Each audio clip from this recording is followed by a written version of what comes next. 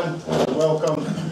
I'd like to thank you all for coming along here today as we take the next step on the survival strategy for Dunfermline Athletic Football Club. I'd like to, at this point, introduce the club table. On my left, Drew Main from the Pars Supporters Trust, Margaret Ross, also from the Pars Supporters Trust, Jim Leishman, club legend, Paul Goodwin from Supporters Direct, sorry about that, Paul. And of course I'm Bob Garnery, who over the last few months I've been involved with Pars United. Before we start, I'd like to draw your attention to a couple of things. I'm going to let you see a video in a minute. In our midst today, we have one of the most important people who's ever graced the park here at East End Park in Roy Barry. That's not the guy sitting next to him, that's Kenny the groundsman, but Roy Barry is the guy with the tie on.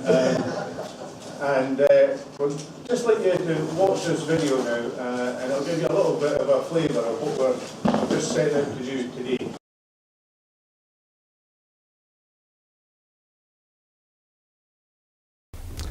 Well, I just want to send my best wishes to Dunfermline Athletic at this very difficult time, but really it's a message also to the fans. You know, this is an opportunity to all stick together. You're having difficulties, there's no question about that, and I feel for such a great club. I spent 3 fantastic years there in a period where the history really was forged, and that time when Jock Stein came and Willie Cunningham were in Europe all the time. Fantastic players we had, with Alex Smith and Alec Edwards and Bertie Payton, the Carrigans. It was a fantastic golden period for us, and I really hope that you remember what you're defending. You're defending a history, a glorious history, and I really hope you all stay together, see the club through these difficult times, and the future will be better. So good luck to Dunfermline.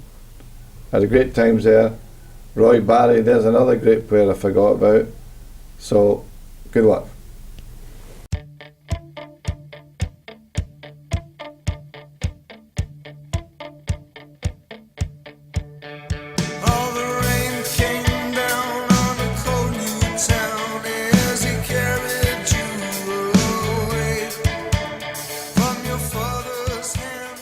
And said, would you take us for another year? And I said, well, that's the kind of challenge I'm looking for, but it's turned out to be a challenge and a half. As far as being at the club, it's one of the best jobs I've enjoyed.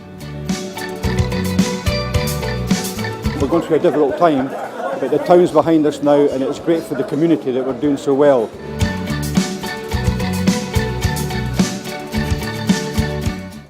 I've been associated with Dunfermline Athletic Football Club for many years, and it's been probably this has been my second home. I think obviously it's a massive part of the town, with it only being a small town, and it's definitely something that it needs. You could see for the support for the last 3 or 4 weeks how much it means to the fans, and they've turned up in great numbers and supported us every game. It's a lovely place to live, like you say. The fans have been brilliant, all the local people are so friendly, so it's been fantastic. I've grown up with Dunfermline. I was here when we were in the 2nd division, the very bottom, and we went through all the promotions. For me, it's the heart of Dunfermline. If it wasn't here, I would be absolutely devastated. East End Park's just, everyone in Dunfermline knows that Dunfermline is the team. It's probably being a part of Dunfermline, like being part of the ball boys, and I just love Dunfermline. Playing in a European game as big as that was my baptism. It was the greatest achievement for me in my life. I was brought up coming here, and so were my family and my friends and my brother. My brother works here, and everybody I know supports Dunfermline and comes along to the game. So it's a massive thing. So, and I think especially seeing these young boys playing in the team as well, it really means a lot to the fans, and they showed their appreciation the past 3 or 4 weeks with the boys in, and said hopefully it just continues and the club will grow on. Oh, you can't think of Dunfermline without them. The Pars have been here, so hopefully they're here for a long, long time to come.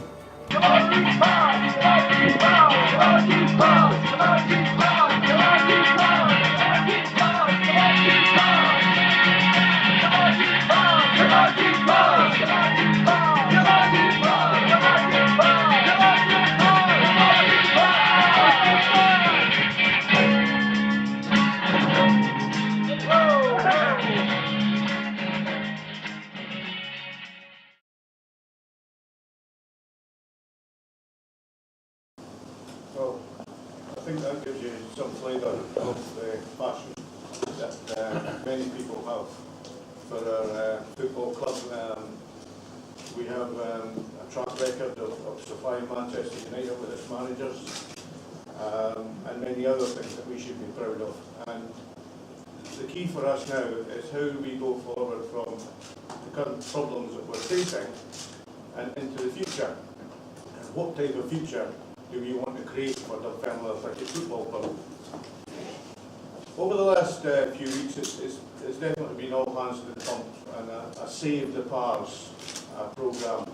The fans have been absolutely extraordinary in terms of their contributions, both running auctions. We've had people running auctions where they've auctioned nothing and got people to bid on it. So that either shows that our fan base has got too much money, or they're not training. But the point is that that's the sort of initiatives that have been undertaken by the fans. On top of that, we've had a lot of professional people who've been out there working on the issues surrounding the problems facing the club.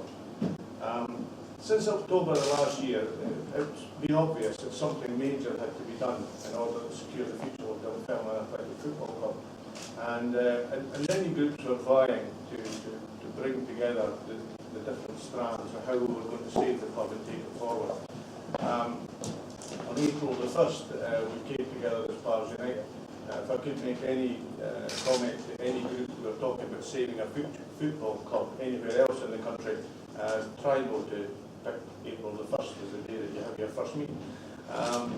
But we came together, so 7 weeks we've been working to bring together, as I say, the various strands, the various teams have been trying to focus on what do we need to do to make this club great again.